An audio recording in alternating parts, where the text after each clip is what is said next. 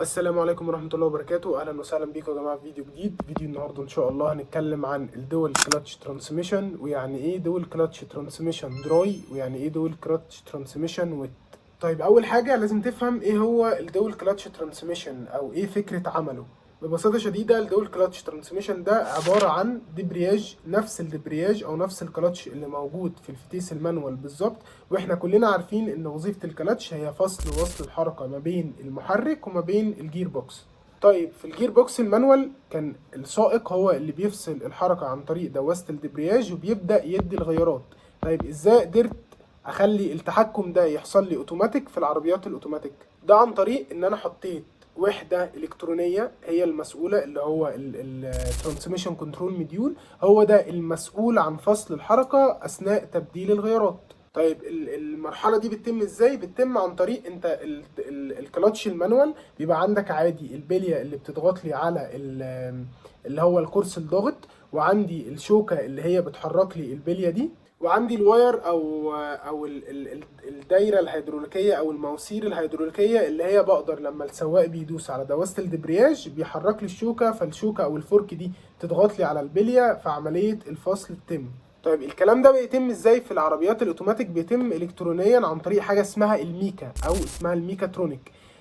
الفرش او الفورك او الشوكه دي بيتم التحكم فيها او بيتم الحركه بتاعتها بيتم التحكم فيها الكترونيا عن طريق وحده اسمها الميكا او اكتويتور. الاكتويتور ده هو اللي بيضغط لي على الفرش دي، فبالتالي الفرش دي بتدوس على البليه، فالبليه بتدوس على الكرسي الضاغط او البريشر بليت، فبالتالي الحركه بتتفصل لي. طيب ليه بقى دول ليه في اتنين كلاتش؟ ليه في كلاتشين؟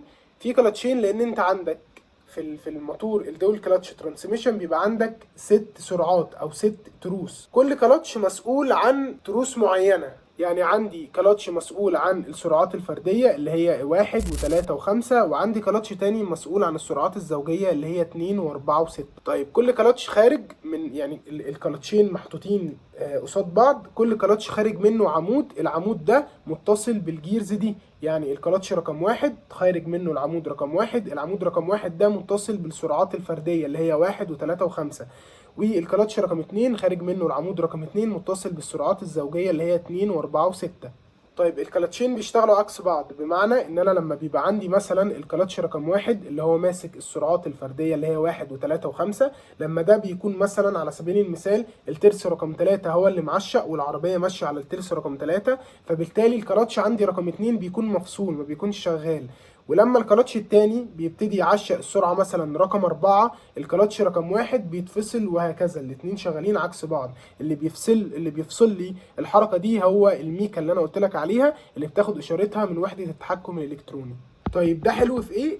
ده حلو ان الفتيس ده من اقوى الفتايس اللي بتنقل لي السرعات بشكل سريع جدا، وبتنقلها لي بشكل سموز، انت ما بتحسش اصلا بالنقلات. والفتيس ده موجود في الكيا السبورتاج والهونداي توسان، وموجود في اكتر من عربية بشكل كتير جدا. طيب يعني ايه بقى دول كلاتش دراي ويعني ايه دول كلاتش ويت؟ خلينا متفقين ان دراي دي اللي هي جاف، ويت دي اللي هو مبلل. خلينا متفقين ان مفيش فتيس في العالم جاف، كل الفتايس فيها زيت. كلمة دراي وكلمة ويت دي كلمة بنتكلم على الكلاتش، ما بنتكلمش على الترانسميشن. مستحيل ان ترانسميشن عندي او جير بوكس يشتغل جوه من غير زيت، وكنت اتكلمت بالتفصيل عن الموضوع ده في الفيديو اللي فات. ما ينفعش عندي حاجة طول الوقت في احتكاك وتروس بتاكل في بعضها اشغل الفتيس ده من غير زيت، الفتيس اصلا مش هيتحرك. كذلك برضو عشان في مصطلح شائع جدا هو ملوش علاقة بالجير بوكس بس في البطاريات، دايما بيقولك عندي بطارية جافة وبطارية مبللة.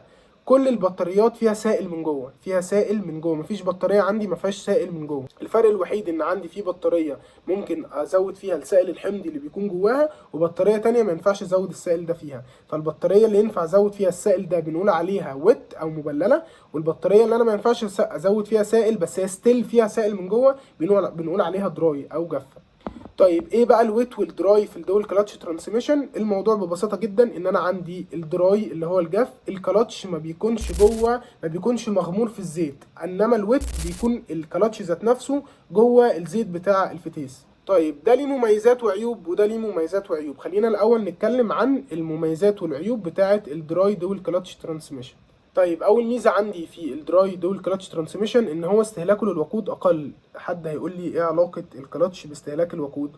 خليني اقول لك ان لما تجيب عندك مثلا حاجه تحركها في الهواء على عكس ما حاجه تحركها في الزيت، الزيت ذات نفسه بيعمل مقاومه لحركه الكلاتش. الكلاتش ده على طول بيتحرك، فلما تحطه جوه زيت الزيت بيعمل له مقاومه، فبالتالي بيحتاج عزم اكتر، فبالتالي بيحتاج وقود اكتر عشان يبتدي يتحرك، فده بيعمل معايا زياده في استهلاك البنزين. تاني ميزه عندي ان هو صيانته لما بتيجي مثلا تفكه او عشان تغير الكلاتش ده مش هتحتاج تفك الفتيس من جوه، هو بيبقى راكب على الفتيس من بره.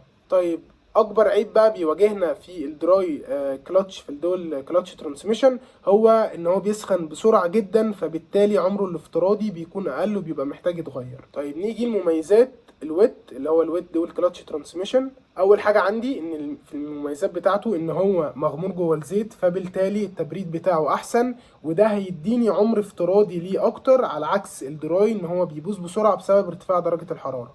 طيب من عيوبه بقى اللي هي اكبر عيب فيه ان هو بيستهلك بنزين عالي، لان انا زي ما قلت لك في الدراي ان الدراي ما يعني بيتحرك في الهواء، مش مفيش مقاومه في الحركه بتاعته، انما في الويت هو لازم الحركه بتاعته دي يبقى فيها مقاومه لان هو محطوط جوه الزيت، فالزيت ده بيعمل عليه مقاومه، فبالتالي بيحتاج عزم اعلى، وبالتالي بيزود معايا في استهلاك الوقود. بس كده دي كانت كل حاجه في فيديو النهارده. اتمنى ان انت تكون فهمت يعني ايه الويت والدراي في الدول كلاتش ترانسميشن، ولازم تفهم وتحط في دماغك ان مفيش جير بوكس في العالم ما فيهوش زيت من جوه. كل الجير بوكسز اللي موجوده في العالم كله في اي عربيه في الدنيا لازم يبقى فيها زيت فتيس من جوه.